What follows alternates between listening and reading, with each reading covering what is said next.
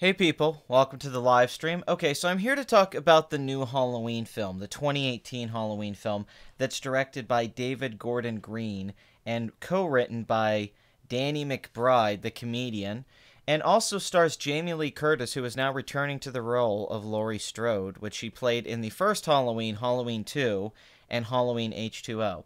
So why is this video called 3 Halloween movies? Well, that's because there's 3 frickin' Halloween movies. What the hell is this? So let me try to explain why I find this to be stupid. And this is just my personal opinion, and I understand the business reasoning behind this, but I find this so ridiculous. So the new Halloween film is a direct sequel to the original film. So that means they're ignoring Halloween 2, they're ignoring Halloween 3, 4, 5, 6, H2O, Resurrection, all of them. Also, let's remember a decade ago, there was a reboot of this franchise that Rob Zombie directed where we got a Halloween and a Halloween 2. So here's the thing. So they're ignoring years of continuity, which is fine if they want to do that. They were going to do that with the Neil Blomkamp Alien film. They've done this with other franchises. You know, certainly superhero movies get rebooted all the time. But here's my issue with this. Okay, so the original film by John Carpenter, Halloween, came out in 1978, right? Big hit, made $47 million on a very low budget. The big problem is that on Twitter, it looks like you're retweeting your old box office episode. There's nothing I can do about that. Every time I tweet a new stream, they just keep putting up the same image from Sunday, even though I updated the image the night before. And that's an issue with Twitter. That has nothing to do with me or the or YouTube. That's something specific to Twitter, and I don't know why. I've been very confused about that, actually, because it did it yesterday, too. And I've updated the thumbnail. I updated this thumbnail last night. The thumbnail for this video I did just last night, so it should have already been updated. But for some reason, Twitter is so crappy, they can't seem to understand that the thumbnail's changed, and they just keep doing this. This used to happen all the time when I live streamed on Twitter. It's nothing that there's nothing I can do about it, to be honest with you. I've already tried to set it up ahead, but it's what it is. What do people expect these horror movies to be? Citizen Kane? That seems like a weird random thing to bring up. No? I don't think anyone thought that horror movies need to be Citizen Kane. I mean, I like The Exorcist. I think The Shining's a pretty great movie. I think Nightmare on Elm Street's a pretty great movie. So you have the original Halloween, a classic Alfred Hitchcock-esque movie. You know, Dr. Loomis, Laurie Strode, and all that. Well, then they made Halloween 2, and John Carpenter didn't direct that one. And I think he worked on some of the horror scenes, actually, because the director did such a bad job. And then Halloween 3 Season of a Witch is a cult favorite because it's actually got nothing to do with the franchise. And originally, John Carpenter wanted this to be more of an anthology with each film being different. Now, I personally really like Halloween 4. I like the first film and the third film, but I think Halloween 4 is a really great movie. Great slasher film, not necessarily a great movie. The fifth movie, Curse of Michael Myers is not good, although there's a lot of stuff about it that sounds interesting when they were working on the movie originally. I saw Halloween H2O in the theater when I was very young, and that was the return of Laurie Strode at the time. At the time, it was, oh, it's been 20 years, and Laurie's back, and she's going to kill Michael. Well, at the end of that movie, she cuts Michael Myers' head off, which they ruined in the next movie, revealing that Michael switched, he took his mask and switched places with somebody. I heard this new Halloween is basically a remake of a rip-off of the first one from the screenings. Yeah, we're going to talk about that a little bit. Hey, how you doing? It's not necessarily daily streams. I'm just trying to do stuff that I didn't really want to make a video about, but I'm going to talk about it here.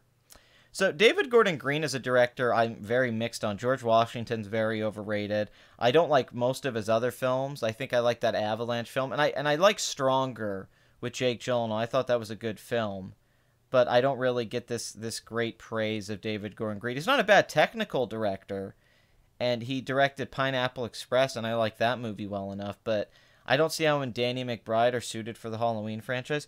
Let me rephrase. The expectations on these horror movies are too high. I'm a film movie novice. Sometimes I don't express myself too well in this area.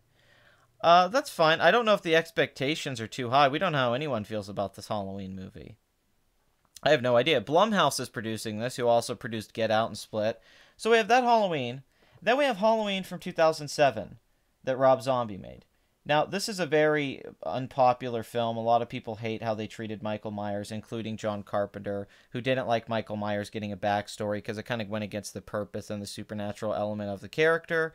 And that's a fair point. Also, making him just this redneck white trash was awful. Now, the casting of Malcolm McDowell as Dr. Loomis I thought was awesome and definitely the best part of the movie. But my main issue with the Halloween remake is the first half is Rob Zombie trying to make his own movie, and it's not a very good one. And then the second half is like you're fast forwarding a VHS tape of the original film, and it's not as creepy and well made, and the acting's awful and the dialogue's awful. There's scenes where girls are just swearing and saying stupid crap. So I'm not a fan of this movie. In fact, I'm going to change this rating of a 6 to a 5 because it's not good. Now here we go again though. Now, Halloween 2018 is just called Halloween. Judy Greer is playing the daughter of Laurie Strode. Laurie Strode comes to her final confrontation with Michael Myers, the masked figure who has haunted her since she narrowly escaped his killing spree on Halloween night 4 decades ago. Now, on paper, this is kind of a cool idea, right? Let's just ignore everything else and do a direct sequel to Halloween that we never properly got. But what I'm laughing about this is basically Halloween H2O. This is the exact same premise of Halloween H2O. Michael Myers comes back, and that movie's awful. That movie has terrible directing. Although the ending with her in the axe and cutting his head off is pretty badass. I can't deny that that's pretty cool. So here we are, and now there's another film called Halloween. This is why I think this is stupid. So the first film, Halloween, remake Halloween. That makes sense. Now we have another third film called Halloween, but it's a sequel. It's a sequel to the original Halloween. So isn't this Halloween 2? And even if you don't want to call it Halloween 2, because there is a Halloween 2, and they don't like to call movies 2, 3, 4 anymore, why don't you call it something like Halloween Resurgency? Call it something else, like Halloween something else. Just calling it Halloween makes it come off like it's trying to be a reboot. And they claim it's a reboot. So it's a reboot and a sequel? So this is like The Force Awakens. Now, The Force Awakens was supposed to be a reboot sequel, but at least it was called Star Wars The Force Awakens. What if they had just called it Star Wars? Wouldn't that been stupid? I mean, it was basically a remake of Star Wars, but let's just say that, you know, how silly that would have been if they would have come out The Force Awakens and they would have said Star Wars and Star Wars. And then we get another film, Star Wars. It is confusing. It's ridiculous. It's so ridiculous. No, John Carpenter's not directing. He is doing the score. He's producing, and he did work on the story with David Gordon Green and Danny McBride. Apparently their pitch really run over people. It will always be called Halloween 2018. That's how we're going to have to refer to it. Yeah, it's a sequel boot. What's with this crap? What was wrong with just rebooting Halloween again? If you wanted to make a film that was like the original, you could just remake Halloween and set it in the modern day and do your own thing with it. But having a sequel that takes place all these years later and trying to make it like Laurie Strode didn't die, which she did in Resurrection, and that she wasn't in Halloween 2 and Halloween 2 H2O? What the hell is this crap? Like, it's ridiculous. So they're going to ignore years of continuity. And people could say, oh, who cares about the continuity? Well, it just makes this film franchise a mess. It's like the Zelda game franchise. I mean, this is ridiculous. It's like, oh, which game is which in what order? So we have Halloween, Halloween 2, Halloween to H2O. Then let's ignore the remake. And then later on, we have another film called Halloween. So there's 3 movies out there called Halloween. Retarded. Very, very retarded. I don't buy Carpenter helping with the story. He said he was on an advisory position. I understand, and John Carpenter certainly likes to cash his paychecks, as anyone would know. It's just funny after Halloween Resurrection when Laurie was ready for Michael to come back, and then she just dies. And now this movie is saying Laurie is ready for Michael to come back. Again. Well, that's the thing. It's like, how many times is Laurie going to be ready for Michael to come back? Like, they already made this movie. It was Halloween H2O. They already made this damn movie, and they can't let it go. They can't let this franchise go at all.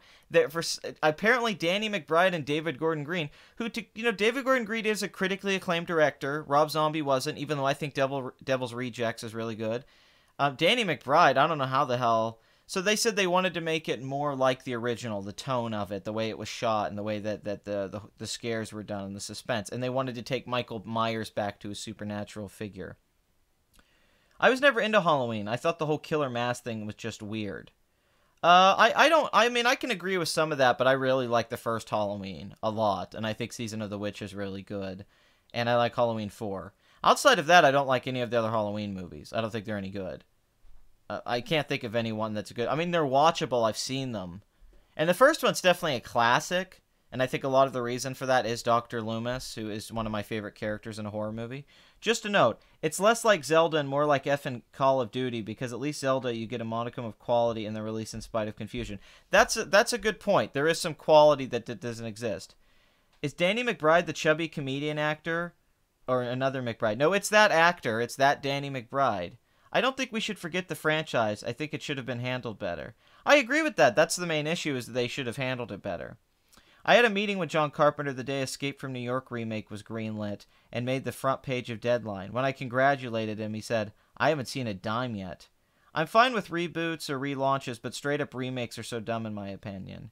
I'm doing well. It's nice to see you, Madcap. So, I just find this silly that there's three... And, you could say I'm nitpicking, but really, they're making a sequel to Halloween, and they're just calling it Halloween, and it's a reboot. This just shows you how lazy and uncreative Hollywood is, that they can't come up with a new title or some new way to market this movie. And of course they want to bring Laurie Strode back. Of course they want it to be Jamie Lee Curtis, because what else could they do? It's not like they could write a new character that's original and interesting. Also, apparently the mask is aged 40-something years. Like, they want Mike Myers' mask to look like it's been dated throughout the decades, and he hasn't been around since the original film. I don't know how they get these scripts greenlit. They must have given a good blowjob, is my assumption. So, it's a direct sequel to the original film. The forthcoming Halloween reboot, it's a reboot, right? Will be a sequel to the original movie only, according to series creator John Carpenter. Halloween fans are already aware of how twisted the series' timeline has become over the years. The original film spawned 7 sequels, but that's not as straightforward as it sounds. Halloween 2 picked up where the original left off, revealing killer Mike Myers and his victim, Laurie Strode, are actually brother and sister. The movie ended with Myers seemingly dead for good. Now, here's one thing. If they would have ended it at Halloween 2, and then Halloween 3 hadn't been so hated and misunderstood at the time, because Halloween 3 is great, and they would have stuck to the anthology thing, I think the series overall would be a lot better and more respected, but, whatever. Also, the Infinity War reviews came out today, and they're not great. They're not bad, but a lot of people are saying it's a disappointment, and it kind of relies on a cliffhanger at the end and the final act and deaths, and it's just too much movie, and it's kind of bloated, so that's interesting. We're going to have to see how I feel when I review that movie. Also, I'm going to be doing a reaction to the Venom trailer, probably tomorrow, or even later today. I don't want to do it in this stream because I want to focus on Halloween. Halloween 3, Season of the Witch, told an original story and was intended to launch an anthology series.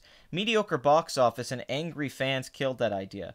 Michael returned to life for Halloween 4, only for Halloween H2O to wipe those films out of existence. Well, 4 through 6. Halloween H2O to wipe those films out of existence by pretending they didn't happen. Michael finally killed his sister Laurie in Halloween Resurrection before the franchise was rebooted with Rob Zombie's Halloween in 2007. That means at least 4 separate continuities across 10 films, but the next movie is looking to untangle all those knots and go back to basics. Thing is, you can't go back to basics, though. It's like, right there you just explained how you can't do that. They already tried to do this in H2O. Are they just ignoring that they made these movies before? And Jamie Lee Curtis is just going to keep playing this character in different timelines? This is the X-Men franchise. We need a Days of Future Past or something. No, she talked to the director. Her part was written into the script, and they had this idea. It's kind of a... I don't know how to describe it. It's almost an alternative reality. It picks up after the first one and pretends that none of the others were made. It's going to be fun. There's a really talented director, and it was well written. I'm impressed. Carpenter has spoken many times in the past about how he never intended Halloween to become a franchise.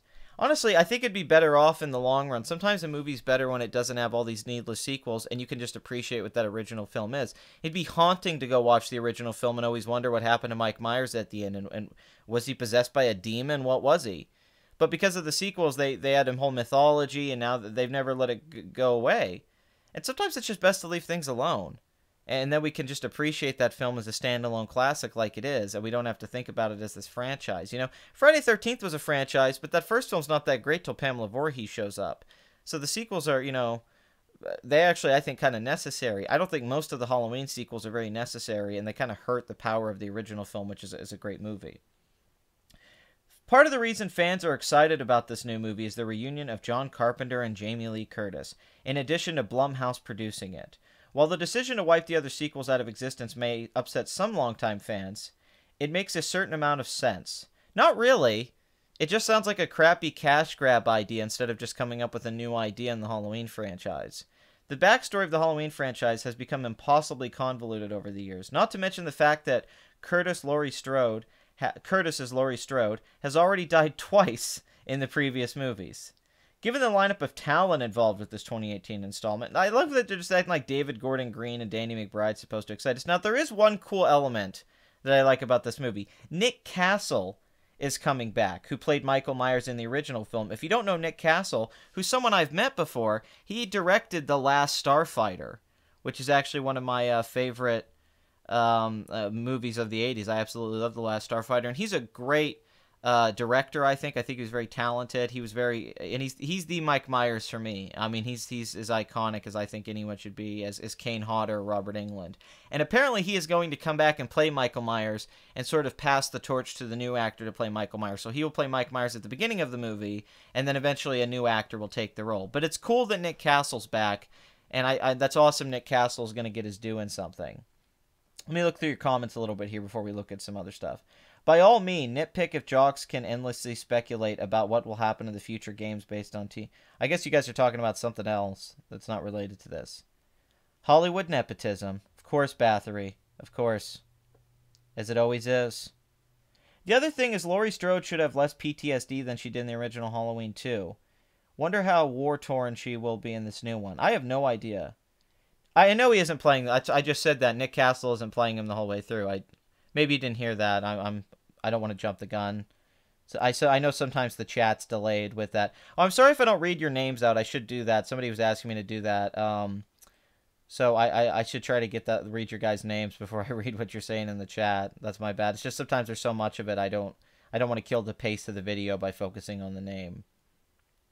Okay, so apparently there was test screenings for this movie that haven't gone over well. Now, let's take these with a grain of salt. This has not been confirmed, and a lot of the times movies get praised in test screenings, and then they come out and they suck. Green Lantern's a fine example of this. So don't take this with any kind of credence that, oh, there was a test screening, so it's going to be great, or it's going to be bad. Nobody knows. You might like the movie. I might like the movie. This could be a good movie.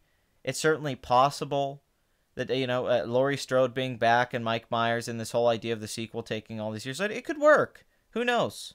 I don't know.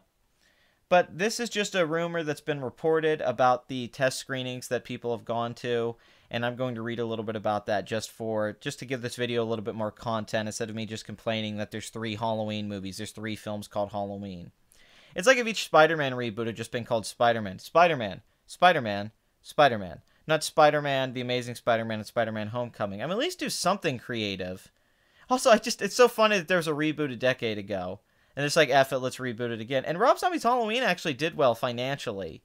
It didn't do well with critics, but at the box office, it actually did pretty good. So, I don't know. And I wonder if this movie will do well. I don't know if this film will make money or not. Granted, horror movies are huge right now. All of these horror films right now are making big bank at the box office. Even Truth or Dare is making money. A Quiet Place is a huge hit. Get Out was a hit. Split was a hit. The Annabelle series, Insidious, is a big series. So, there's an argument to be made that this film, which I'm assuming is going to be made on a relatively low budget, could become a big hit because the horror genre is definitely as popular now as it's ever been. Blumhouse Productions recently conducted a test screening for David Gordon Green and Danny McBride's new Halloween movie, and it left some old-school horror hounds pretty angry. Fans have been skeptical about the movie since it was announced, but pictures from the set, as well as the inclusion of Jamie Lee Curtis and John Carpenter scoring the soundtrack, have gone a long way in fueling hope for the quasi-sequel. However, notes from the test screening may reignite the initial skepticism. Now, I do like that John Carpenter's doing the score again, and I hope it's a very different score from the original film. And I do like John Carpenter as a composer, and I'm certainly a fan of his early work, but John Carpenter just seems to want to sit around and play video games now. Anytime I see an interview with him. I love John Carpenter, man. Big Trouble in Little China. The Thing's a masterpiece. Easily. The Fog's great. Starman. They Live. Awesome. Prince of Darkness. All great flicks. Even his 90s work. I like Village of the Dam. In the Mouth of Madness. According to Horror Freak News, the new Halloween movie was given scores of fair to poor from the test screening, with many noting that the movie is too long and that the ending is not very good at all. Now, I could see the film being too long, just knowing how David Gordon Green is a director, and he thinks of himself as this art house guy. Criterion's even released his films. To think about it, that'd be funny if it's like a 2-hour and like 10-minute long movie. It's not just like a 95-minute long film. And the ending is not very good at all. That's something they talked about. According to a source who attended the test screening, considerable time is spent developing characters who don't last long. But that wasn't the worst news that has been reported about the first Halloween test screening. The source had this to say: Halloween suffers from a lack of continuity with barely any exposition connecting this Halloween to its roots. This is like a mundane Matt video. I'm just reading an article and not doing anything. I feel so cringe right now.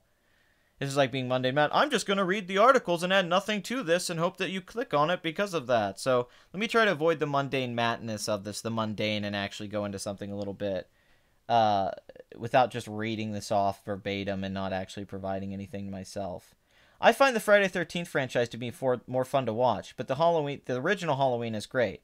I have a lot of respect for it, yet I wish they kept with the continuity when it became a franchise. I agree, Friday the 13th I do think is more entertaining overall as a franchise, but the first Halloween is a much better film than the first Friday the 13th film. Nice to see someone give Prince of Darkness a compliment. Oh, Prince of Darkness is going to show up on my underrated classic series. I freaking love Prince of Darkness. I think this is direct analogous to Predators. Direct sequel to iconic film, attention to detail, plot that plays it too safe, and runs close to source material. The director of Pineapple Express is directing this reboot. That could seriously go one way. Well, he's directed a lot of movies. He directed the recent film Stronger and George Washington and Snow Angels. David Gordon Green hasn't just done Pineapple Express. He's done a lot. He's been around a while now. He's also directed a lot of television. I think Eastbound and Down he directed some episodes. So, the movie is aimed at modern horror fans who enjoyed franchises like The Purge and Sinister, rather than the nuanced or complex tapestry Michael Myers aficionados are craving. And it says that the film has cool nods to Halloween 3, 4, and 6, but says the shots are pretty much just carbon copies of the original, and that they come off more like rip-offs than homages.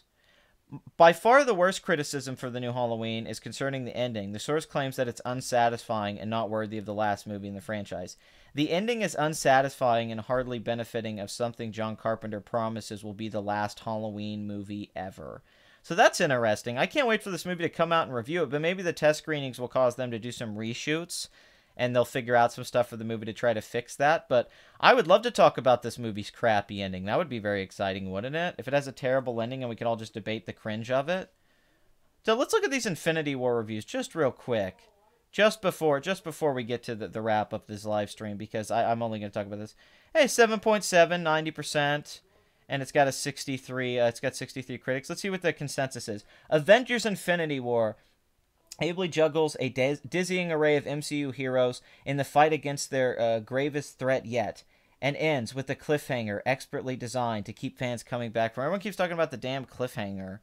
That's all anyone keeps saying. But this film sounds like it's disappointing and yet entertaining at the same time. I'm very interested to review this film, so we'll have to wait and see on that. So, test screenings apparently didn't go that well. The film's mediocre, but that's rumor, so don't take that, too seriously. And I hate that there's another film called Halloween, and now, 100 years from now, when people go back to watch these films and look at it, they'll be like, what the hell, why are there 3 films on Halloween? 70% of YouTube vids on movies look like thinly veiled ads, or you are among the 25% or less that truly passionate and honest about the art in my experience. Thank you. That's a very nice compliment. I appreciate that. Army Vet Rod, Patreon videos. God, I might regret reading people's names if they're that long. That quote is bullshit. The nuanced tapestry of the Halloween sequels make... Yeah, it is. It is a funny way to explain it. That is funny. I do agree with that.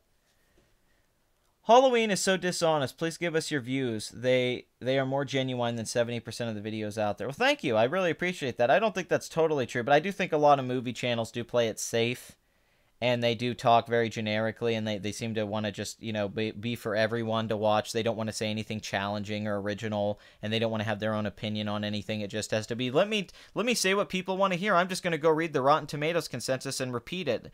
Jeremy Johns does that kind of crap. Chris Stuckman, where they don't say anything with substance. Collider, Screen Junkies, all those guys. Terrible. And, I really like Your Movie Sucks and Ralph the Movie Maker and Red Letter Media, but even then, I don't think... I do think there's this almost passionless attitude to a lot of this stuff. People don't talk about things with love.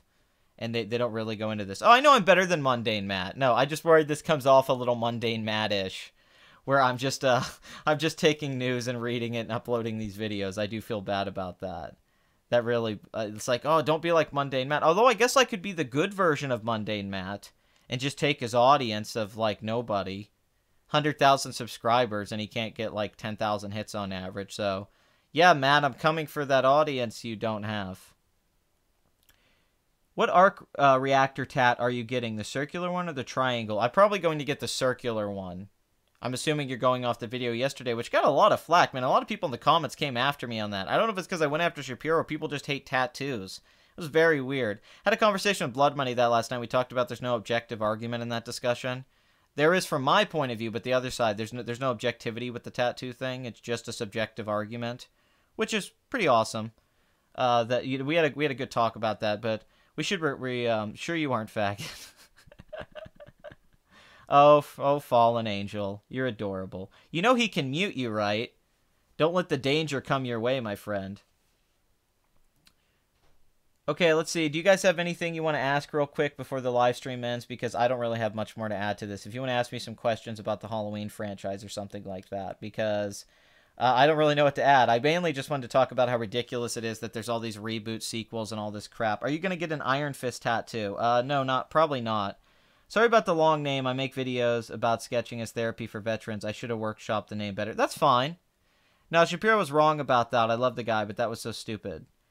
I saw Chris Stuckman talk about 2001. Well put together video, but most of the stuff I already knew and everyone knows about 2001. That sums up Chris Stuckman pretty well. That sums him up pretty well. It's like, I'm just going to say this generic analysis that everybody already knows and explain it to normies. And present it very well with some nice little cutting and all that. But I'm not going to say anything original because I don't have any original thoughts or any perspectives on this. I'm not Rob Bager. I don't have a new take on a film that everyone's discussed it God, ad nauseum. I mean, who hasn't? How many analysis and essays are out there? I'll do a new perspective on 2001. It's overrated. How about that perspective? Oh wait, Confused Matthew did that. Too many shots of landscape. The stuff going from the moon's really poorly done. It takes too long. You know, it doesn't have the substance. A lot of the stuff that people... I like 2001. Even the editor doesn't like the movie and complains about it. He talks about how he didn't like how it's cut. I don't like the cutting of 2001. I think it's a very badly edited film in a lot of ways. I think that it just is laborious for the sake of it because Kubrick fell in love with the special effects and wanted to make a demo reel. Sometimes it feels like a special effects demo reel. And I know it's about everything in the universe and man becoming his own god and transcendence and the HAL 9000 part's great. It is great. The HAL 9000 part's freaking awesome. Of course, it's amazing. But that doesn't make all that other stuff good. And I'm not saying it's bad, but Jesus Christ, there's just scenes where, like, a pen's floating or that a ship's going for, like, 5-6 minutes. And people are like, yeah, it's like the realism of space. I'm like, yeah, I guess that's great for you guys. That's not appealing to me. I like movies to at least have some momentum and storytelling. Well, I like the 20-minute Dawn of Man sequence, but it's the stuff from the Dawn of Man sequence until you get to the HAL sequence that I think is not that good.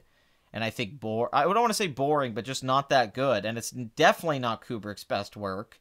It hardly has characterization or anything going on. Now, the Arthur C. Clarke book that was being written at the same time, I think does have that, and you do get to know the character story more. Now, if the whole movie was just the HAL 9000 sequence, and that stuff in the ending of the movie, I'd love it. If it was just Dawn of Man, HAL 9000, ending, I would love that movie. But you could cut a half hour out of 2001: A Space Odyssey, and it wouldn't hurt that film at all. And that stuff I'm talking about cutting is just all these wide shots, all these special effects shots that were probably pretty amazing when people were on acid back in the 60s watching it. And they're like, oh, this is like the Fantasia. But at the same time, now when you watch it, it's just kind of like, yeah, it's a nice special effects demo reel. It's nice to see these images with the music, but I'm not that impressed. I don't think it's this. I think Blade Runner has a lot more going on. I think Solaris has a lot more going on over the whole movie, excluding the HAL 9000 stretch of the film, which is terrific. No question. So is Eyes Wide Shut Kubrick's artsy softcore porn? I mean, you could say the one sequence is a little Pasolini, but I actually like Eyes Wide Shut quite a bit. It's one of my favorite films of the 90s. I think it's just got some miscasting, and it doesn't go to dark places it could go with the whole cult and what they're going to do to his family. Although there are fan theories that their daughter gets kidnapped at the end of the movie. And I think that's a very interesting theory, and there's things people point out, and I think that'd be horrifying. Although I think that movie has the best use of fuck ever in the last line of the movie. And I think it's kind of the final statement on Kubrick's career thesis and what he thinks about human beings. So I'm a big fan of that. No question. For the most part, I don't judge with tattoos as long as the person is not turning themselves into a freak show. Tats on 20% more of their body, especially face. I mean, I can understand that. That's fine, but I don't know why anyone gives a damn. I don't really care what anyone does aesthetically. I care what people do when they're bad people, what they say, how they act, but who cares what someone looks like ultimately? That doesn't really matter. How should Michael be handled? Should he be controlled by a demonic entity, or should the human who's just pure evil? I would prefer if they didn't explain it, and they went even more supernatural with it. I think they could go even more supernatural with the franchise. In my opinion, if you're going to get a tattoo, it should be something truly special and within reason, and not just cool-looking images. Okay, I love 2001. Might be overreaching, but I definitely love that movie. Clockwork Orange is Kubrick's best film. That's also my favorite film of all time, is A Clockwork Orange, and I plan on doing a video on it someday. My favorite film, it's the film that made me want to become a filmmaker, was Clockwork Orange when I saw it as a teenager. I also love the book. It's one of my favorite books, but that's my favorite film of all time, and I'll discuss that sometime in a future video. Yeah, I don't care either. That's the libertarian side of me. I don't care what anyone does. People should be able to do what they want, and superficial criticisms of that's really funny. Yeah, he did hate 2049. Yeah, he did. But he loves the original Blade Runner. And I think he had some valid criticisms of 2049. It was certainly better than the Razor Fist video that was the most nitpicky, honestly, just laughable arguments. Ryan Gosling's bad because he's Canadian. And just ignoring how good Ryan Gosling... At least Rob Baker admitted that the Gosling was the best part of the movie. I actually agree with Rob's review of 2049 in a lot of ways, and I like the movie. But I would expand on the supernatural elements. What are your thoughts on Zach's Jawbreakers getting all that money? As a libertarian, you should care that no one is forced to tattoo. Well, yeah, I don't care. I don't care what anyone does or doesn't do. People can do what they did, do what they want. Like if you want to be a heroin addict, I don't give a damn. Do what you want with your body. You can do what you want. It's your life. Don't hurt other people. Certainly. Don't kill people and hurt people and harass people. But if you want to do something to yourself, I don't really care. Just don't screw with me. Would you believe Rob Baker started analyzing GTA 5? Yes, I've watched his GTA 5 videos, and they're very good. I'm a big fan of his. I love his Exorcist videos. I love his Shining videos. I love his Thing videos. I think his 2001 video is very fun. Really don't care about people do with their bodies. I keep the criticisms to myself. As any logical person should. As any reasonable person should, Bathory. And that's one reason I like you. You're a smart cookie. So, I guess to end this video, let's just throw this out there for the comments. What do you think about this Halloween film?